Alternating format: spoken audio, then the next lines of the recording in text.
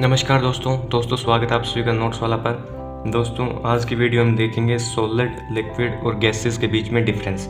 इससे पहले हमने मैटर और उसका क्लासिफिकेशन किया था। सबसे पहले solid.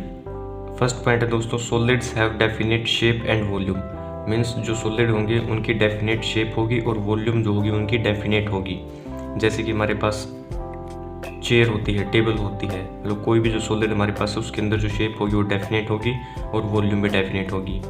Liquids have definite volume but not shape. मतलब इनकी वॉल्यूम तो डेफिनेट होगी लेकिन शेप अलग हो सकती है। जैसे वाटर है, वाटर को अगर हम ग्लास के अंदर डालेंगे तो उसकी शेप अलग होगी और किसी कंटेनर के अंदर डालेंगे तो शेप अलग होगी। गैसेस का फर्स्ट पॉइंट है, gases have no definite shape and volume. मतलब ना ही तो इनकी डेफिनेट शेप होती ना इनकी डेफिनेट वॉल्यूम होती। सेकंड पॉइंट है, solids can not be compressed. मतलब सॉलिड्स को हम कंप्रेस नहीं कर सकते, दबा नहीं सकते। किसी में लिक्विड के अंदर है, लिक्विड्स कैन बी कंप्रेस्ड। मतलब लिक्विड को हम कंप्रेस कर सकते हैं लेकिन ज़्यादा नहीं कर सकते। गैसेस को हम हाईली कंप्रेस कर सकते हैं। जैसे कि हमारे पास एलपीजी गैस होती है दोस्तों, सिलेंडर के अंदर लिक्विफाइड फॉर्म में फिल की जाती है। वो गैसेस होती है उसको हाई प्रेशर के अंदर कंप्रेस किया जाता है, इस वजह से उसको हम सिलेंडर के अंदर फिल करते हैं। थर्ड पॉइंट है, strong intermolecular force between particles. मतलब जो पार्टिकल्स होते हैं सॉलिड्स के अंदर उनके बीच का जो फोर्स होता है वो बहुत ज़्यादा होता है, क्योंकि जो पार्टिकल्स होते हैं वो बहुत पास होते हैं, इस वजह से उनकी जो फोर्स होता है वो बहुत स्ट्रॉन्ग होता है। लिक्विड्स के अंदर वही फोर्स दोस्तों थोड़ा वीक होता है और गैसेस के अंदर वही फोर्स जो इंटरमोलिकुलर फोर्स है वो बहुत वीक होता है, बहुत ज़्यादा वीक होता है। फोर्थ पॉइंट है, वेरी लेस इंटरमोलिकुलर स्पेस। जैसे कि हमने यहाँ पे देखा इंटरमोलिकुलर फोर्स ज़्यादा है, यानी कि पार्टिकल्स बहुत पास मिलेंगे।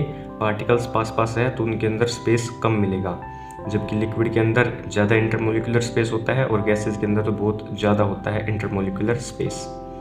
फिफ्थ पॉइंट है दोस्तों, सॉलिड्स कैन नॉट फ्लो। मतलब ये फ्लो नहीं कर सकते। जैसे हमारे पास लिक्विड होता है, लिक्विड की टेंडेंसी होती है फ्लो करने की, फ्लो करने की, वो भी हाई टू लो। मतलब हाई से लो कंसंट्रेशन की तरफ फ्लो करेगा लिक्विड। फिफ्थ पॉइंट गैसेस के अंदर है, tendency to flow in all direction. मतलब गैसेस की टेंडेंसी होती है फ्लो करने की हर एक डायरेक्शन में। सॉलिड का सिक्स्थ पॉइंट अब हैव हाई डेंसिटी। मतलब सॉलिड्स की डेंसिटी हाई होती है, लिक्विड्स की डेंसिटी लो होती है और गैसेस की बहुत ज़्यादा लो होती है। अब मैं बात करूँ सॉलिड्स की तो इसके अंदर एग्जांपल आएंगे हमारे पास चेयर, बुक, पेन, बैट। मतलब जो भी सॉलिड चीज हमारे सराउंडिंग में प्रेजेंट है उनको हम सॉलिड की कैटेगरी के अंदर इंक्लूड करते हैं। लिक्विड के अंदर एग्जांपल है वाटर, मिल्क, जूस एक्स्ट्रा।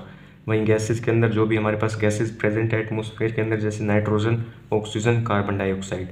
ये दोस्तों सॉलिड, लिक्विड और गैस के अंदर डिफरेंस था। आशा करता हूँ आपको समझ में आई होगी। Thank you guys for watching this video.